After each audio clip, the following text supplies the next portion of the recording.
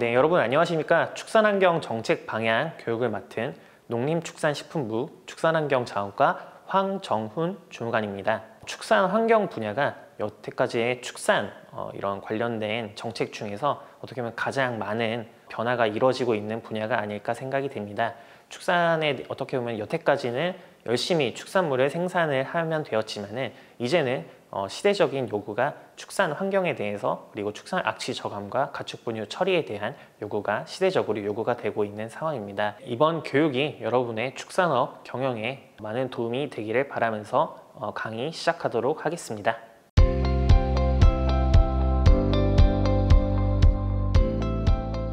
먼저 축산업의 현황과 환경 실태입니다. 우리나라 축산업은 지금 눈부신 성장 끝에 20년 기준 총 20.4조 원의 생산액을 기록하였습니다. 또한 우리나라의 1인당 육류 소비량도 2010년에 38.7kg에서 20년에 52.5kg으로 계속해서 오르고 있는 추세이며, 최근에는 이제 쌀보다 오히려 육류를 더 많이 하는 우리나라의 주식이 육류로 변하는 트렌드를 보이고 있습니다. 이에 반해 가축 분뇨의 발생량 또한 꾸준히 증가하고 있습니다.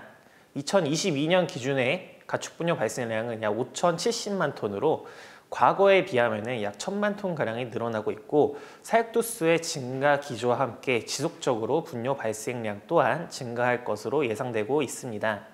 저희가 2022년 축산환경 실태조사를 통해 축산농가 전수조사를 실행한 결과 가축 분뇨의 약 52%는 자가처리, 그리고 약 48%는 위탁 처리를 통해 이제 공동 자원화 시설이라든가 시군에서 운영하는 공공 처리 시설에서 가축 분뇨를 위탁 처리하고 있는 것으로 나타났습니다. 축산 악취 민원 또한 지속적으로 증가하는 추세를 보이고 있습니다. 2020년 기준 축산 악취 민원은 약 14,000건으로 이는 전체 악취 민원의 약 35%를 차지하는 비중을 가지고 있습니다.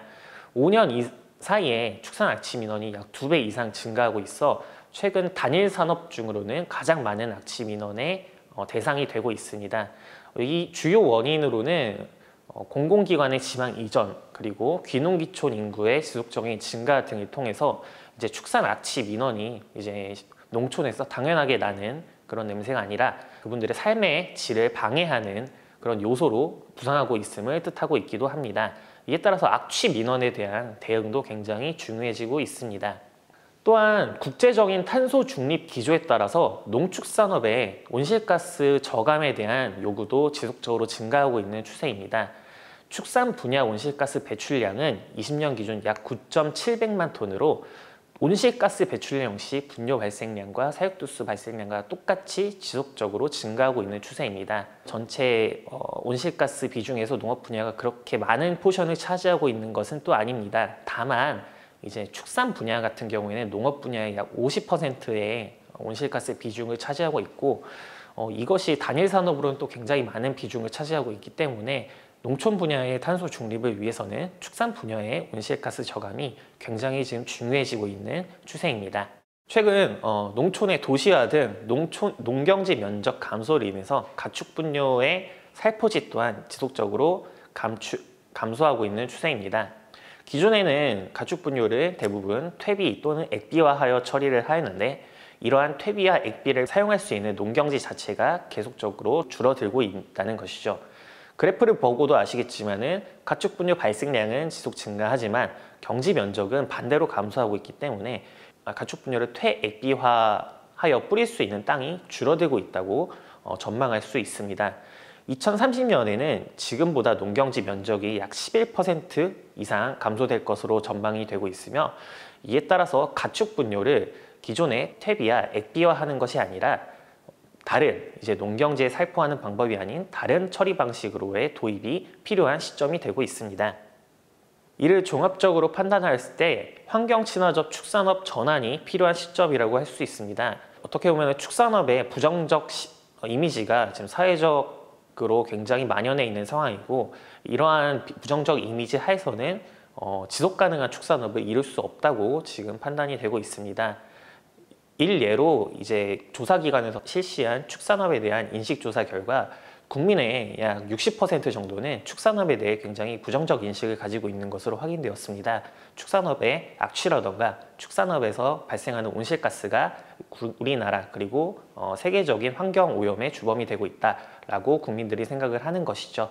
이렇기 때문에 지속 가능한 축산업을 위해서는 환경 친화적 축산업 그리고 탄소를 배출이 줄어드는 환경 친화적 축산업이 전환이 필요한 시점입니다. 이에 따라서 농식품부에서는 2030년까지 농축산 분야 온실가스 감축 목표를 수립하였고요. 축산 분야의 경우 2018년 대비 약 27.5% 이상 온실가스를 감축하도록 계획을 수립하고 있습니다. 이를 위한 축산환경 개선 대책에 대해서 말씀드리도록 하겠습니다. 먼저 농식품부 그리고 지자체에서는 데이터 그리고 첨단 기술에 기반한 지역 단위 축산환경 관리 체계를 구축하고자 하고 있습니다. 22년 축산환경 시스템조사 결과를 토대로 각 지역별 분뇨 처리 여건에 대한 현황과 그리고 전망에 대한 분석을 추진하였고, 이를 토대로 농식품부의 축산환경 개선 계획 그리고 각 지자체, 시도와 시군구별 축산환경 개선 실행 계획을 수립하도록 하고 있습니다.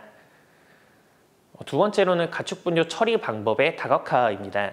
먼저 말씀드렸던 것처럼 가축분뇨의 퇴비화 그리고 액비화의 처리에는 어느 정도의 한계점이 다다르고 있는 상황입니다. 농경지가 부족하면 가축분뇨 퇴비와 액비를 생산해도 사용할 수 있는 땅이 점점 줄어들고 있기 때문이죠. 이에 따라서 가축분뇨의 바이오가스화 그리고 정화처리, 그리고 우리나라에서 처음으로 도입하는 바이오차 그리고 고체연료의 확대를 추진하고자 합니다. 바이오가스화 같은 경우에는 단순히 가스만 생산하는 것이 아닌 주민 수용성을 제고한 공동 에너지화 시설을 확대해 나갈 계획이고, 기존에 있는 공동 자원화 시설과 농가 단위 정화 처리 시설도 지속적으로 확대해 나갈 계획입니다. 바이오차 같은 경우에는 농업 분야의 탄소 고정 물질로 인정되는 물질로서 농식품부는 가축 분뇨를 활용한 바이오차의 개발 그리고 시범 생산을 추진하여 바이오차의 생산 기반을 마련할 계획입니다. 마지막으로 고체연료 같은 경우에는 기존에 제도적으로는 고체연료를 사용할 수 있었지만 많이 사용이 되지 않고 있는 실정이었습니다. 이는 각 부처와 연기한 규제 개선을 통해서 정말로 가축분 고체연료가 화석연료를 대체할 수 있는 자원이 될 수 있도록 지속적으로 활성화를 추진하도록 하겠습니다. 마지막으로 이제 적정 생산을 통한 분뇨 발생량 감축이 있겠습니다. 어떻게 보면 분뇨 발생량 중에 많은 부분을 차지하는 것이 잉여 영양소라고도 할 수 있습니다. 과도로 투입된 영양분은 곧 가축 분뇨의 발생량 증가로 이어지고 또 농가의 수익성 악화로도 이어집니다. 이에 따라서 농식품부에서는 적정한 사양 프로그램 그리고 사료의 기준을 마련해서 사료를 적게 투입해도 축산물의 생산 품질은 유지하고 또한 분뇨 발생량은 감축할 수 있도록 추진하고 있습니다. 또한 ICT 등 정밀 사양 관리를 통한 이러한 영양소의 과잉도 줄이도록 하겠습니다. 그러면은 이제 추진 전략별 세부 과제에 대해서 말씀드리도록 하겠습니다. 첫 번째는 저탄소 사양 관리입니다. 농식품부에서는 금년도 상반기 내에 저메탄 사료 기준을 마련을 하였고, 저메탄 사료 관련 고시가 개정이 되는 대로 24년 내 제품 생산 예정입니다. 저메탄 사료라고 하는 것은 이제 일반적으로는 한우나 이제 젖소 등 소를 키울 때 소에서 발생되는 메탄을 줄여주는 메탄 저감제 등이 첨가된 사료 등을 말할 수 있는 것이고요. 먼저 한우와 그리고 젖소 등 이제 추구 분야에서는 저메탄 사료를 확대해 나갈 계획입니다. 금년 내에 저메탄 사료 관련 고시를 개정을 하고 그다음에 24년 내에 제품 생산 예정입니다. 저메탄 사료라는 것은 이제 소나 젖소에서 자연스럽게 장내에서 발생하는 메탄의 발생량을 줄여주는 메탄 저감제 등을 일컫는 것이고요. 이를 위한 연구 개발 등을 지속적으로 추진을 하고 있습니다. 또한 양돈 분야에서는 저단백 사료를 확대해 나갈 계획입니다.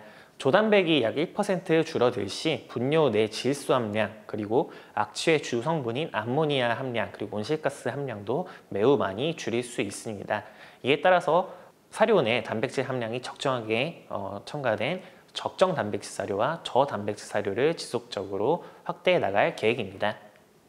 네, 그리고 정밀 사양 관리를 통한 사육기간 단축 등도 지속적으로 추진해 나갈 계획입니다. 우리나라의 가축 생산성 MSY 등을 높여서 가축 분뇨의 발생량 그리고 온실가스 발생량 또한 줄여나갈 계획이고, 대표적으로 소의 경우 약 30개월 정도 사육하는 것을 약 20개월 내외로 키우는 것으로 이제 저탄소 축산물들을 지속적으로 확대해 나가고자 합니다. 또한 양동과 양계 같은 경우에는 축종별 이제 정밀 사양 관리, ICT 기술 등을 활용한 정밀 사양 관리를 지속적으로 확대해 나가고자 하고 있습니다. 이러한 탄소 저감형 축산물 생산자의 경우에는 저탄소 축산물 인증 제도를 통해서 저탄소 축산물로의 판매 등이 가능하도록 이제 인증 제도를 마련을 하고 있습니다. 두 번째 추진 과제는 이제 가축 분뇨에 관한 사항입니다. 먼저 말씀드렸던 것처럼 농식품부 그리고 지자체는 축산법에 따른 축산환경 개선 계획을 수립하고자 합니다.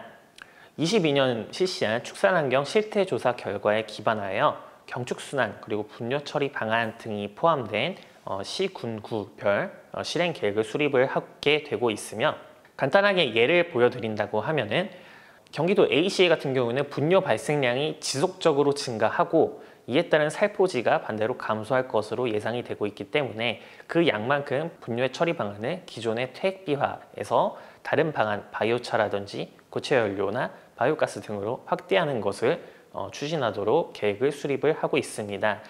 이제 농식품부에서 추진하고 있는 정책 사업들, 예를 들어서 공동자원화 시설이라던가 축산악취 개선 사업을 통한 가축 분뇨 처리 시설과 악취 저감 시설 등에 관한 지원도 이러한 시군구별 축산환경 개선 실행 계획에 따른 연계성 등을 주로 평가하여 추진할 계획입니다. 두 번째는 가축 분뇨의 신재생 에너지화입니다. 가축 분뇨를 메탄가스화하여 전기를 생산하고 또 먼저 말씀드린 바이오차, 고체연료, 나아가서는 수소까지 생산할 수 있도록 지속적으로 제도와 기반을 마련해 나가고자 하고 있습니다. 이에 따라 농식품부에서는 공동자원화 시설의 바이오가스화를 확대해 나가고자 하고 있습니다. 첫 번째로는 기존에 있는 약 88개의 퇴액비화를 하고 있던 공동자원화 시설에 바이오가스화 시설을 연계해서 설치하고, 두 번째로는 이제 신규 가축분뇨 에너지화 시설을 확대해 나가고자 하고 있습니다. 또한 기존에 있는 시설에 고체연료와 바이오차, 그리고 펠리테비아 시설 등을 꾸준하게 지원을 하여 가축 분뇨를 다양하게 이용할 수 있도록 지원 사업을 지속하여 추진하도록 하겠습니다. 여기서 바이오가스화를 통한 우수 사례를 잠깐 소개해 드리도록 하겠습니다. 청양에 있는 실성에너지라는 공동자원화 시설에서는 바이오가스 생산 과정에서 발생하는 발전 폐열을 인근 시설 농가에 공급을 하여 온실 난방 비용을 약 1억 4천만 원 정도 절감한 사례가 있습니다. 기존에는 이제 냄새 등으로 이제 지역에서 어떻게 보면 좀 좋지 않은 소리를 들었던 가축 분뇨 자원화 시설이 정말 농촌에 필요한 시설로 인정받는 한 계기가 되었습니다. 농식품부는 이러한 주민 상생 우수 사례의 확산을 통해서 공동 자원화 시설의 바이오가스화, 신재생 에너지화 시설을 지속적으로 확대해 나갈 계획입니다. 가축 분뇨의 경우에는 굉장히 많은 장점이 있습니다. 근처에 농가들이 있다면 안정적으로 원료가 수급이 가능하고, 또한 우리나라의 경우 굉장히 고도화된 가축 분뇨 처리 기술을 가지고 있습니다. 또한 우리나라에서는 가축 분뇨 처리 시설 등에 관한 지원을 농식품부, 국비사업 그리고 지방비사업 등을 통해 지속적으로 지원을 하고 있습니다. 이러한 장점에 따라 농식품부에서는 가축 분뇨 바이오차라는 것을 도입하고자 하고 있습니다. 바이오차는 기존의 퇴비 대비해서 온실가스가 적고 처리 과정에서의 악취 발생 또한 적으면서 2050 탄소 중립을 이룩하는 데 굉장히 중요한 물질로서 기대되고 있는 물질입니다.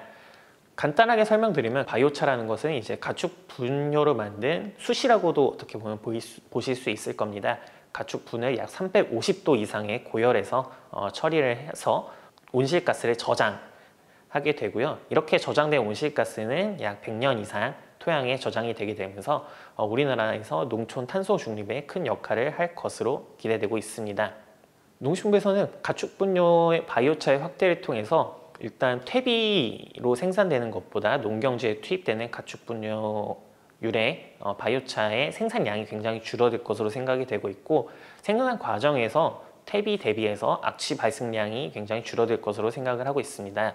또한 이제 온실가스가 굉장히 줄어들게 되다 보니까 축산 분야 환경 부담에도 굉장히 저감이 될 것으로 기대가 되며, 마지막으로 이제 퇴비 같은 경우에는 기존 약 30일 후숙 기간까지 포함하면 약 60일 이상의 기간이 소요가 되는데, 바이오차의 처리 기간은 굉장히 줄어들다 보니까 이제 퇴비장 내 적체 등을 통한 악취 문제, 그리고 온실가스 발생 문제도 굉장히 해결할 수 있을 것으로 기대되고 있습니다. 농식품부에서는 2030년까지 가축분유 발생량 중 약 450만 톤을 바이오차로 전환을 할 목표를 가지고 있으며, 이에 따른 생산 기반 조성과 이용 기반 확대, 그리고 인프라 조성을 지속적으로 추진해 나갈 계획입니다. 가축분유의 고체 연료 활용 또한 확대합니다. 제철소, 그리고 시설, 온실 등에서 고체 연료를 화석 연료를 대체하여 사용할 수 있도록 하고 있으며, 가축분 고체 연료를 연료용 유연탄 대비 사용한다면 가격 경쟁력 또한 굉장히 확보하면서 온실가스 저감에도 큰 역할을 할 수 있을 것으로 기대가 됩니다. 이에 따른 고체 연료의 제철소 이용 실증 실험, 그리고 시설 온실에서의 고체 연료 이용 실증 또한 지속적으로 추진하고 있으며, 관계부처와 협력해서 고체 연료와 관련된 과도한 규제라던가 그다음에 이용을 방해하는 여러 가지 제도들을 많이 개선해 나가고 있습니다. 또한 경축순환 확대를 위해서 액비 이용처 또한 확대해 나갈 계획입니다. 기존의 액비는 이제 벼나 사료 작물 등의 밑거름으로만 사용이 되었습니다. 이렇다 보니 액비를 뿌릴 수 있는 시기 또한 한정이 되고, 액비를 뿌릴 때 너무 과다하게 뿌린다던가 아니면은 적절하게 생산이 되지 않은 미부숙 액비를 살포하는 등의 여러 가지 안 좋은 사례가 많이 발생했었습니다. 이러한 문제들을 근본적으로 개선하기 위해서 농식품부에서는 액비의 부유물질들을 제거한 여과 액비 등에 이제 집중을 하였습니다. 액비의 부유물질을 제거한 여과 액비를 이제 시설, 온실, 과수원, 골프장 등에 뿌려서 연중으로 액비를 사용할 수 있도록 하는 것이죠. 이를 위해서 농식품부는 농진청 등과 꾸준히 협력하여 규제 개선을 추진하고 있습니다. 일례로 가축분유 액비의 질소 최소 함유량 기준을 작년에 삭제하여 먼저 법적으로 가축분유의 여과 액비를 사용할 수 있는 기반을 마련을 하였고, 이제 가축분유 퇴액비의 웃거름 이용이 가능하도록 시위 처방서를 개선을 하여 웃거름을 통한 액비 활용이 가능할 수 있도록 지속적으로 규제 개선을 해 나갈 계획입니다. 실제로 보령, 그리고 철원, 횡성 등의 지자체에서는 자원화 시설과 연계한 액비의 관수 살포를 통해서 농가의 이용이 굉장히 확대된 사례가 있었습니다. 이렇게 액비를 사용한 시설 농가에서는 기존의 화학 비료 사용 대비 생산성은 유지하면서 비료 사용량이 약 75.2% 절감하면서 약 10아르당 약 40만 원 정도의 이런 생산비 절감 효과도 이뤄낼 수 있었습니다.